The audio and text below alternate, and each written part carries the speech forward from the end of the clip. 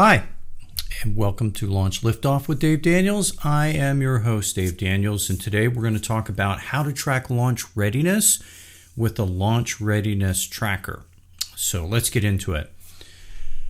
So the Launch Readiness Tracker is a nifty little tool that's been developed over the years to help launch teams, particularly launch directors or launch captains or whatever term you want to use, to help guide the readiness of the entire launch, right? Tracking each functional area to make sure that they're on track. Now, before we get started, I'd like to point out that this worksheet, along with many, many more, are available on the BrainKraft.com website under the Resources menu and aptly named Worksheets and Templates. So you just click there. You can scroll through and get whatever you want. The only requirement is you have to be a BrainKraft member, and membership is free. So let's continue. So what is launch readiness anyway? I like to coin the term day one launch readiness. Well, launch readiness to me isn't the deliverables we create. It's the abilities that are needed inside our organization to pull off a successful product launch. And so there are things like this. The ability to promote the product, right? To be able to market it, to be able to do campaigns and who our target audience is and why they should care. The ability to identify and qualify a sales opportunity, right? Our salespeople may have wonderful sales skills, but they may not have the knowledge or insight to be able to sell the product you're about to launch. So they need to be able to do that. We need the ability for our sales team to guide any sales opportunity for this new product to a close, that somebody actually will buy it. We need the ability to book that sale. So when someone buys our product, our new product that we're launching, or maybe a major update to an existing product, we have to do all the back office stuff, right? We have to have the ability to invoice people or through e-commerce collect their payment and process that payment and recognize the sale, and all of those wonderful things need to happen. We need the ability, of course, to deliver the product. That goes without saying, but I wanted to make sure I pointed it out. Let me add, deliver it in a timely fashion. Your customers just spent money. They want to get up and running as quickly as possible, which leads to our next bullet, which is the ability to efficiently onboard customers. Now that they bought, now that they have the product, how do we get them up and running as quickly as possible so they're happy and they give us feedback and hopefully they'll renew? And then finally, we need the ability inside our organization to provide help to those customers when they need the help. Let me pose a question to you. Does delivering a sales presentation mean salespeople know how to sell your product? The answer to you is probably pretty obvious. No, of course not. Just because they have a set of slides doesn't mean they know the buyer, doesn't mean they know the underlying problem, doesn't mean they know the capabilities of the solution and how it solves those problems, right? So they need more than just the artifacts. Right? They need more than just a sales presentation, and they need more than just, say, a battle card. And I'm just talking about sales. Think about all the other functional areas in your organization. So let's see if we can address this for you. Deliverables are different than capabilities in a very, very distinct way. And this is a lesson I had to learn during my career, is that deliverables don't mean, an artifact is when I say deliverable, like a presentation. So when you give somebody something like a presentation or a kill sheet or a price list and all of that, that doesn't mean they know what to do with it. It just means they got access to it. And that's the distinction between deliverables, stuff that I have access to, and capabilities, things that I can do with that stuff. So deliverables get the team focusing on getting on activities and deliverables done, right? It prioritizes the minuteness of the launch. All those deliverables are important, but they may not necessarily be the most important to deliver the capabilities you need. It also encourages work in silos, and it focuses on the what, the pieces and parts that we produce. Now compare that with capabilities. Capabilities prioritize outcomes, right? So we're driving toward a successful launch based on launch objectives, well-defined launch objectives. Now, if you need more insight on developing launch objectives, also go into the Worksheets and Templates library, and you will find a launch objectives worksheet there. It encourages cross-functional collaboration, right? Not everybody knows everything, so you have to get together to figure this stuff out. And it focuses on the how. How do we build these capabilities to be successful?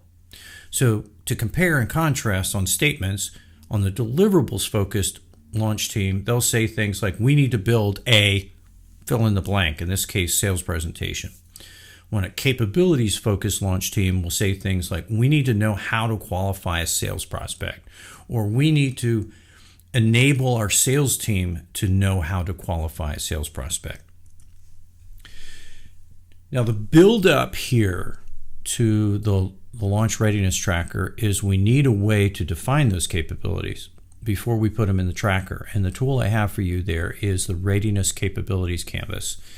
It's laid out. It's very simple, very logical. Let me walk you through it. The first part I have highlighted in a big orange rectangle is the product we're launching and the functional area in question, which means each functional area impacted by the launch needs to complete one of these readiness capabilities canvases, or is it Canvi? Whatever. The next area that I have highlighted is the owner and the stakeholder. This is your readiness owner on the launch team. So the readiness owner is the person we go to who's accountable for making the stuff that's on this canvas happen. The stakeholder is typically the readiness owner's boss, right? It's the head or lead, a lead individual within the functional area. And then the third area I've highlighted here is the status and the ready date. So status meaning, are we ready to go? Have we completed our capabilities? Have we developed those capabilities adequately? Or no go, we're not there yet. And then when does that need to happen? When do the capabilities need to be in place? What is the ready date? So on the bottom here, the big chunk of numbered 1 through 5, I want to point out that far left column with the numbers in it is the priority. So think about this. As you build capabilities and get closer and closer to launch, sometimes what happens is you don't have time to get everything done. So this is a way to start thinking through what are the most important capabilities we need to have in order to go out the door, and what is maybe nice to have, but we can get to it later kind of capability. So there's a way to prioritize them 1 through 5. There's only 5 rows here because I don't want you to turn this into a deliverables checklist. This is not what it's for. It's define the capabilities my functional area is going to need to support the launch objectives for this launch. That's how I want you to think about it. So in the second column is the readiness capability. So here we describe the capability that's needed for this launch, right? It's articulate some details, give the reader some context of why this capability is important. The next column, the third column, is the summary of deliverables. And I do want to put emphasis on summary. So just give us the big stuff, the highlights of the deliverables or the activities that are needed to deliver that capability. Don't turn that little rectangle into a project plan or a big checklist of stuff. That can be somewhere else. The project planning goes somewhere else. This is just a snapshot. And then the last column is verification. This one's really important, because this is how can you verify, or how did you verify that capability exists? So, right, it's all well and good to say we need this capability. It's all well and good to say, oh, look at all these wonderful activities and deliverables we did. It's amazing. The team was amazing. But how do we know that they've actually got that readiness capabilities. That's what verification is all about. All right, next. So there's something I want to show you about this. This readiness capabilities canvas feeds into the readiness tracker, right? So we're going to get to it in a second, but you'll notice there's these blocks, like these big rows in the readiness tracker that are in blue by functional area. And there is, surprisingly, 5 slots, which match 1 for 1 with the 5 rows in the readiness capabilities. Now, another thing to consider here, if you only need one capability and that's all you need to get a functional area ready, fine, there's only one. Don't feel this urge to fill it up with 5 different things if only 1 or 2 is all it takes. So now, let's transition over to the Launch Readiness Tracker. All right, here we are in the Launch Readiness Tracker. This is the most current version as of the time of this recording. By the way, we're constantly evolving the worksheets and adding worksheets when they become relevant. So keep coming back from time to time and take a look. So here we go. Here's the Launch Readiness Tracker. This is the main dashboard of managing launch meetings. All right. So launch meetings are all about status. Where are we? It's not about problem solving. So if you have launch meetings where you get into a problem solving discussion, the best tip I can give you is document it, table it, assign it to somebody, and move on. This is just everybody getting together for a short period of time, an hour to 90 minutes, and going through it and saying, where are we? Right, so you have the product and you have the launch date. Now on row 4, you'll see milestones. So along that journey to whenever the launch date is, what you want to do is you want to put all the high level milestones, like, sales enablement complete, that kind of thing. Just put those along the way. Product is ready, so people can get a sense of how they are flowing with this big timeline. Let's take a look at the marketing area. You'll notice there's a timeline there at the top, that gray area, and all you got to do is fill in this first cell, which is D6. You just do that, or D5. Do that once. No, that would be D7. Excuse me, it's D7. So put that in, and then the tracker will populate for as many columns as you have. It just adds +7 to the first date and the +7 to the cell before, and so forth. So it just goes weeks out. So over here we have the readiness owner, which came from the readiness canvas. So we put our person here is accountable for readiness, and then we will put the overall due date that this needs to occur on. That's also on the canvas. And then we will list in priority order the 5 launch readiness capabilities we need, coming again straight off of the canvas. Now there's the addition of 5 due dates for each of these capabilities. That's optional. It's up to you, because we do have one major due date. But it might be useful if you get into a crunch and you go, okay, what can we give up?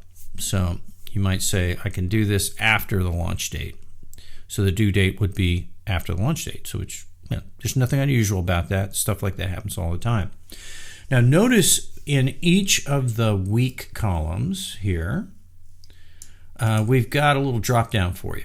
So for each of these, there is a red, yellow, green, and none. And they're just a traffic light metaphor. Red means we're stuck and we can't go forward. We need help. We're drowning.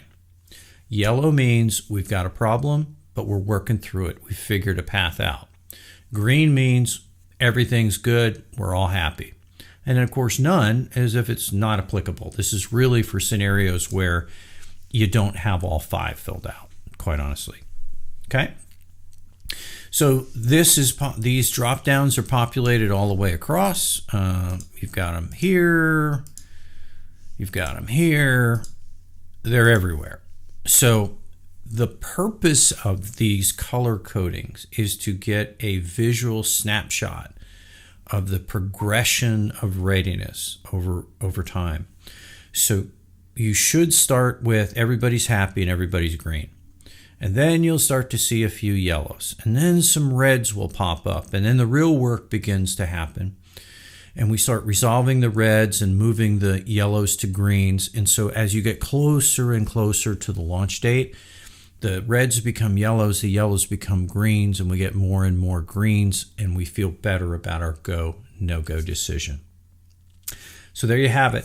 That's today's topic, is the Launch Readiness Tracker. This is, of course, available on for download in the Worksheets and Templates library, so please help yourself. And with that, I'll wrap it up. I will look forward to seeing you in the next time. We'll have another session. We'll try to do these weekly, maybe except for holidays. Wednesday seems to be a good day for everybody, so I'll keep it there for the time being. So I enjoyed having you at Launch Liftoff with Dave Daniels. Again, I'm Dave Daniels, your host. Today was about how to track launch readiness with the Launch Readiness Tracker. I'll see you next time.